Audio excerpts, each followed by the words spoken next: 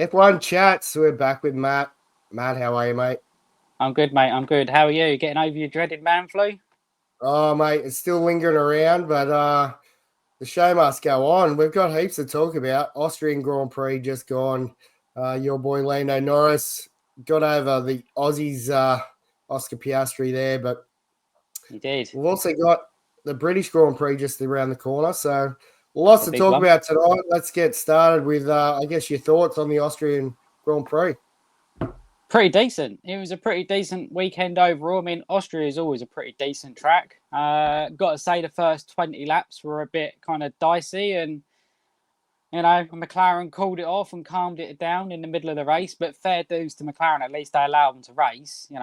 As we see with Team Audis history previously with other teams, especially Ferrari, they're all too quick to call it off. But McLaren are allowing them to go for it. But Oscar just got a little bit too close for comfort into turn four, I think it was, if I remember rightly. Nearly took Lando out. It wasn't even close. Like, have a That's a look at bit too that. close for my liking. That's yeah. Not even close. Not even close. But yes, When I see it, I was like, oh no, he's going to be like Canada over again. I think they done well. They raced pretty hard. Oscar had his chance of being front, and Lando overtook back over. Fair race, and then they sort of, I think it was Lando said it was about maybe lap 17 or something like that. He said, if I'm going to be trying to save my tyres, we need to do something, and they did. So Yeah. it was smart, and they won two, and McLaren's way out in front. Yeah, they certainly are. I mean, this weekend played into their hands nicely with their tyre wear because they're just so good in the heat. And as we see with like Mercedes, they fell off of a cliff this weekend because of the heat. And yeah, it really just played into McLaren's hands. And they certainly just dominated from the front. So at least we've got the entertainment of the intra-team fighting, because otherwise if we just had follow a leader, I think it'd be a bit boring. So there's a little bit of spice there at the moment. Plenty happening, mate. I guess for me, the big one from the Austrian Grand Prix, Max Verstappen out on turn 3. Yes. That was a big one. So that was Kimi Antonelli. Kimi completely and utterly sort of outdone himself into the turn 2 and just wiped him out. But I'm not going to deny at all that I gave off rather a loud cheer when it happened. I was like, he's out. It made me a happy man. I think there was a few happy people around, mate. But yeah, no, and I think Kimi Antonelli owned it straight away. And I think Max Verstappen was very cool and calm about it. Was expecting a lot more blow-ups than in the media than I guess what happened. Yeah. I think if it was George, it might have been a different story. But being it was Kimi, and let's face it, it's his first big mistake he's made this year since coming up into F1. So you can't beat up on him too much. He just completely misjudged it. But Max was pretty chilled out about it. And in fact, it's probably done him a favour, in fairness, because if he wants to get out of his Red Bull contract, it's now made George really, really close. And with everything that blew up in the paddock this weekend with George Russell and Toto Wolff saying that the Max Verstappen hunt is on, him being knocked out of the race might have actually done him a favour to get out of Red Bull. Interesting. So that clause in his contract, what means he's up for grabs now? Is that right? Depends which rumour out there is true. We've heard that he had to be in top 2, then it was the top 3 of the Drivers' Championship, and then it was the top 4 by the summer break. I think the one that seems to be the general gist out there is he has to be in the top 3 of the Drivers' Championship by the summer break. And at the moment, George Russell's only 9 points behind him now in the Drivers' Championship. So that could activate his release clause. And as we see, George Russell said that all of the driver contract talks are being dragged out because of their hunt of Max Verstappen, and even Toto Wolff has come out and said that they are willing to take him on and even put him alongside Russell. So it's all up in the air now. Interesting. I don't know. You've got George Russell, who is obviously doing real well this year, but you've also got this young gun, Kimi Antonelli, who was probably the rookie of the year so far for me, that's for sure. Having a phenomenal season. You'd be mad to give up either at this stage, I would think. I think they'd certainly be mad to have been off Kimi Antonelli after just a year. I think he'd be really hard done by. And I know Toto Wolff has said, well, look, nothing can be quite as hard as managing Rosberg and Hamilton in the same team. But there's no way in a million years Mercedes are going to have Russell alongside Verstappen. There's too much bitterness there. So it'd be Russell that would go to make room. Perhaps George would move over to Red Bull. They did speak to him earlier in the season and they'll need a decent lead driver. So maybe they'll just do a swap-a-roo. Bit of a double shuffle there. Let us know in the comments what you think is going to happen with George Russell, Max Verstappen. What do you think's going to go on there? But yeah, plenty to speculate on that. That's for sure. Definitely. All right, mate. Give us a rundown, I guess. Who got the points on the weekend? So, obviously, as we know, as we've already said, we had the Lando Norris and Oscar Piastri 1-2 for McLaren yet again. They're just in a different league. But it was decent to see this weekend that Ferrari, with their decent updates, had made a decent step forward. So they got third and fourth for Charles Leclerc and Lewis Hamilton. So they were definitely up there this weekend. George Russell was kind of in no man's land for Mercedes this weekend. Really struggled with their tyres in the heat, but he still managed to get a P5. Which, as I say, has brought him ever so close now to Max in the Drivers' Championship. It was a fantastic result, though, for Kiwi, Liam Lawson, who brought his racing balls home in sixth, which is his career best. And it's certainly a shot in the arm, being that there's big speculation that he could be replaced after the British Grand Prix. And then you got Fernando Alonso, yet more points for Aston Martin, and double points finish for Sauber, yet again. Gabriel Bortoleto, for me, was driver of the weekend, getting his first points in F1, which was, as you see there in the picture, nice to see double points for Sauber. They've really turned their season around with Hulk following him behind in ninth, and then Esteban Ocon picking up a point for the Haas F1 team.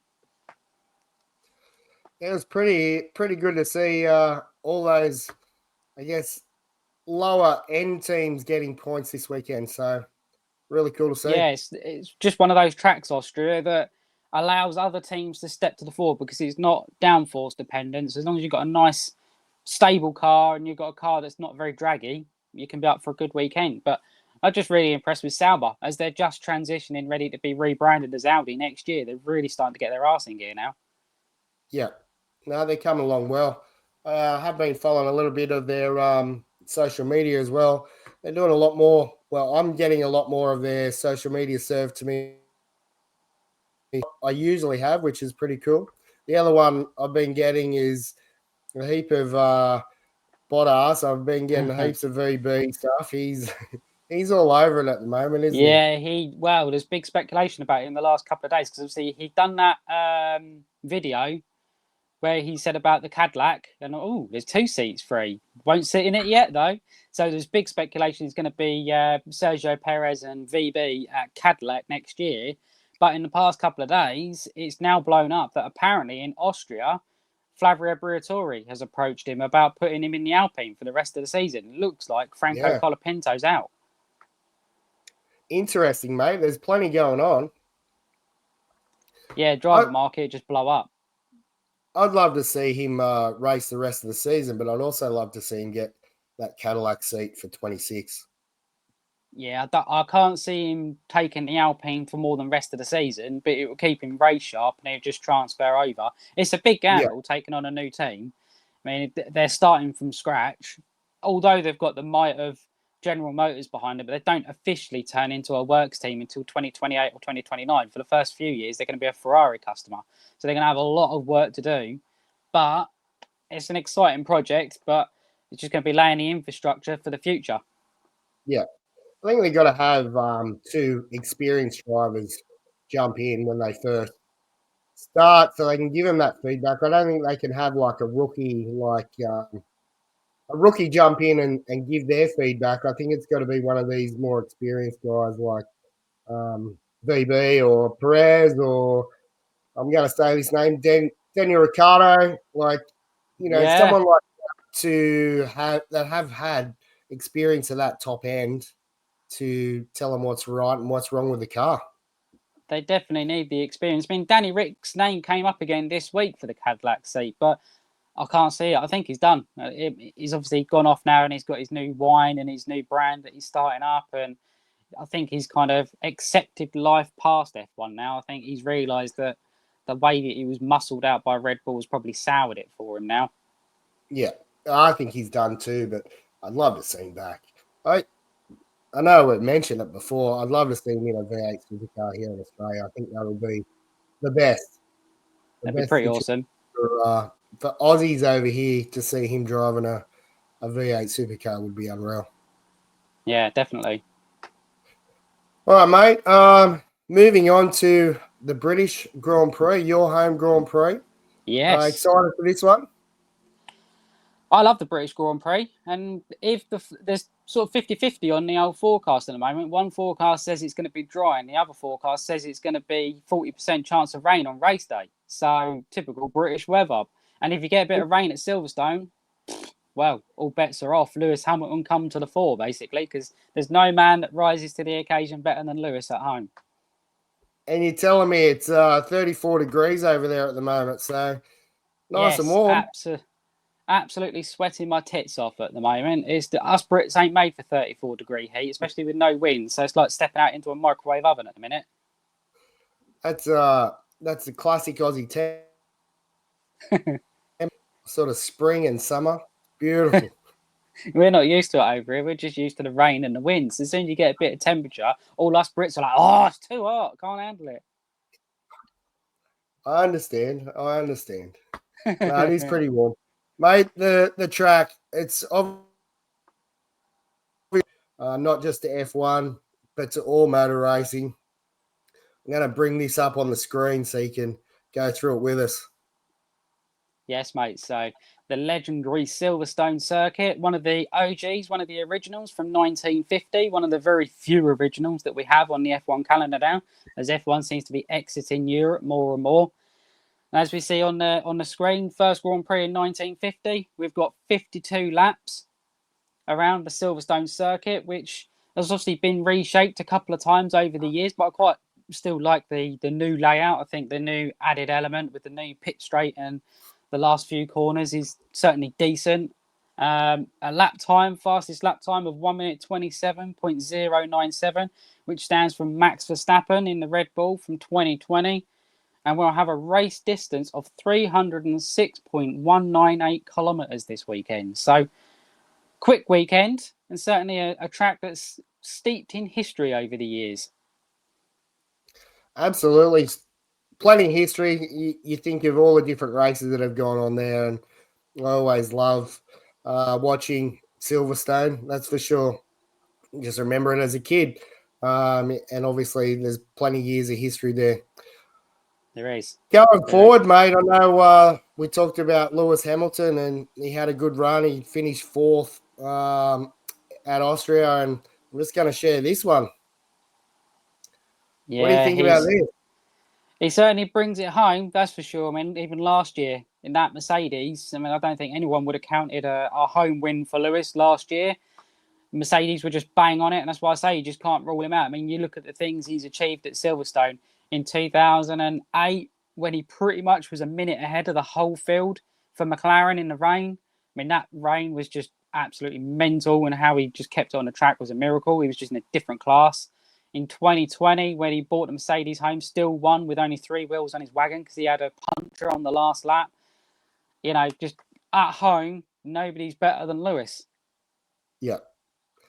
Mate, he absolutely loves the track, and you can tell it means something to him racing there, which, I mean, that says enough for itself, doesn't it? That it does. It's his home track. He wants to be there. He wants to race there for the fans, but he's just absolutely dominant on the track. And what better way to get your first win? I'd love to see him on the podium for this. Yeah, I mean, if he could get his first win for Ferrari at Silverstone, because obviously the Brits take Ferrari quite to their heart, certainly from going back from the old Nigel Mansell days when he used to be called Il Leon in the Ferrari. I think it was in 1990 and 1991. So the Silverstone and British fans certainly like Ferrari. So if Lewis could bring a win home for Team Red, it would be pretty awesome. And I think he needs it. He needs a shot in the arm. If he can at least get a podium and finish ahead of Charles, that's progress. Because at the moment, he's getting his ass kicked by Charles Leclerc. Yeah, he sure is. It was good to see him up there on the weekend, but yeah, excuse me, hasn't done too much. He did win the sprint race earlier on in the year, didn't he? Yeah, he won the China sprint, but then Yeah, obviously they had the disaster in the main race where they got disqualified, didn't they? Because of their yeah. flexible floor being too worn out. But yeah, in the main races, it's been pretty tough for Lewis at the moment. Charles has certainly been a standout. He's got a couple of podiums for Ferrari this year, but if anywhere at home, hopefully he can perform a miracle. And as we see there, we've got our 4 Brits, but favourite for the home win, surely it's got to be Lando. It's got to be. Yeah, well, I mean, I didn't get your predictions last time for Austria. Did you predict Lando, mate, for Austria, or did you say surely you got one right so far this year? Yeah, I'll say Lando, just so hopefully I've got one right this year. Yeah, we'll stick with that one. I don't think I always have to steer clear because whoever I predict ends up in the wall or having a terrible weekend. Yeah, no, I'm definitely not going to say that Oscar's going to win, and I'm definitely not going to say that Lewis Hamilton will win this weekend. But two drivers I'm hoping will win. I'm not going to put Hopefully. my curse on them because I haven't picked one yet either. It's been pretty tragic so far. Everyone I've predicted has just gone tits up. So what do I know? Out of your British drivers, mate, who would you like to see all 4 of these guys up there in that top 10? As a home Grand Prix, it'd be pretty awesome to see, wouldn't it? It would be awesome to see. I mean, what better to have a 1, 2, 3, maybe Lando first, just so it helps him close the championship gap. And then perhaps Lewis and George, don't mind which order, but if it ended up being Lewis and George, second and third behind him, would be pretty awesome. Ollie Behrman might be a tough one for Haas to bring home some points this weekend because I don't know whether the Silverstone track's quite going to suit the Haas F1 car. I think they might struggle because they're not too great in the high-speed turns. But if he can bring home a point, happy days. If we can get 4 drivers in the top 10 and Oscar Piastri in a nice 4th, so it closes the championship up further, then happy days. Mate, I don't think that's going to happen. I think Oscar's gonna bring it home, and then you can have whatever Brit you want next after them. Like, I think we have got a fair chance though of seeing 3 out of those 4 guys up there for the podiums, which would be pretty cool on home soil. Excuse me. But, yeah, will be cool. Predictions, mate. Other than putting the Brits aside, what are your predictions for this weekend? So what should we do? So I think qualifying pole, I think it would be Oscar. I don't quite believe yet, even though he had a good one in Austria, and hopefully it's the start of a turnaround, but I don't quite believe Lando's put his qualifying wobbles behind him at the moment, and the home pressure might make it a little bit worse for him. So I think Oscar will get pole. But I do think Lando will rise to the occasion at home and hopefully bring it home with a win. Oscar, probably second. I think it's definitely going to be I think they're going to be far superior. Unless it rains, I think those two are going to be far superior at the front. So they're definitely going to be 1 and 2 this weekend. Probably third. My bet may be someone like Max Verstappen. I think that Red Bull is going to be pretty dynamite around the Silverstone circuit because of the downforce that it requires. And the standout, I think we probably have to say, is going to be a Sauber. I'm not going to tie my name to a particular driver, but I definitely think either Bortoletto or Hulkenberg will star and bring home more points for Sauber again. What about you? Okay. Yeah, I'm going to go with I'm going to say Lando's going to outdo Oscar, and I think Max is going to come in second, mate. I think we're going to go Lando, Max, Oscar, and I think George Russell and Hamilton in there for third and fourth. For my standout, I'm going to go Lawson again. I think he had a great drive in finishing P6, and I was pretty impressed with how he dealt with it all. I think he's going to come through and get a point again, a point or 2, and that's my sort of roughie to be in the top 10. But I wouldn't mind if it rained. I would love to see some Silverstone carnage. But I guess if the rain does come, it's going to throw open a whole mixed bag of things, and plenty of the favourites can go out, I guess, when the rain happens.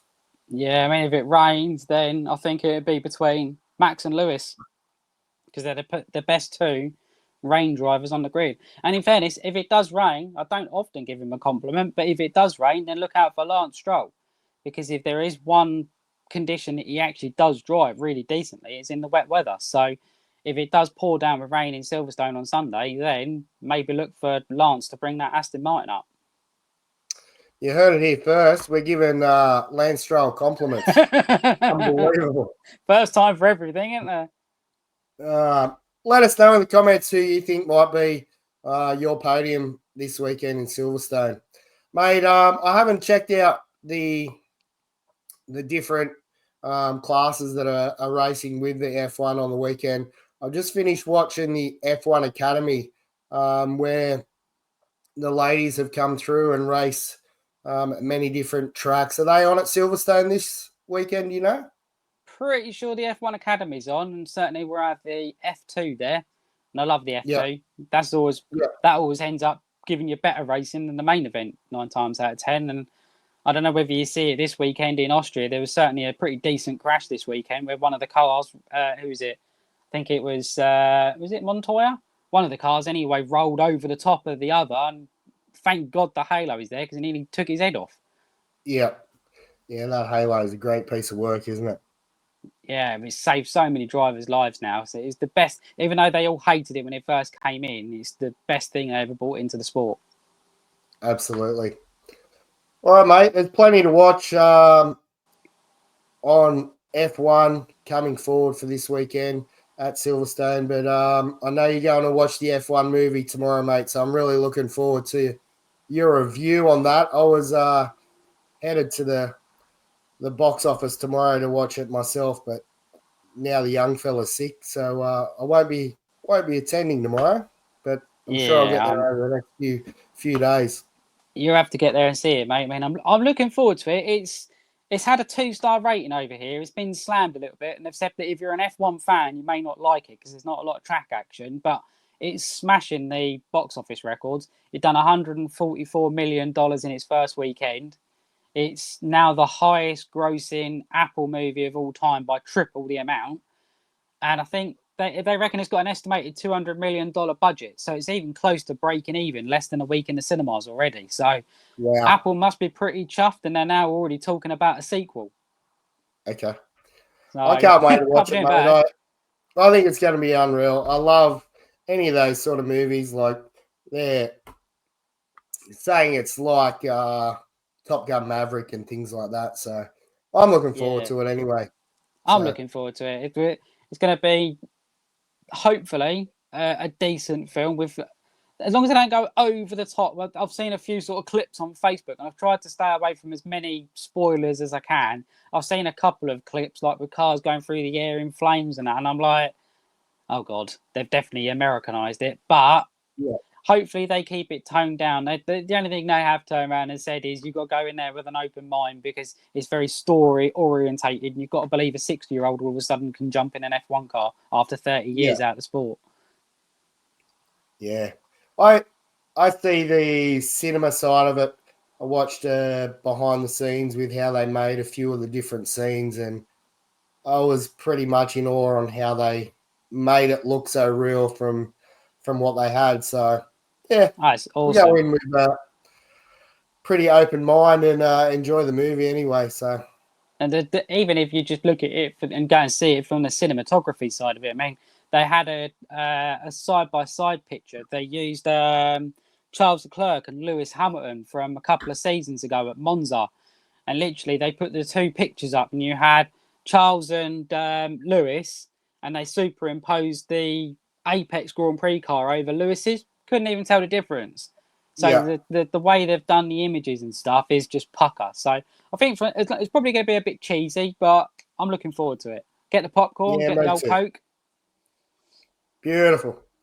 All right, mate. Enjoy. Good luck to Lando on the weekend. Oscar's probably going to take out number 1 again, but, you know, we'll be back next week to talk about the results and look forward to having a chat with you about the movie, but also about the results, mate.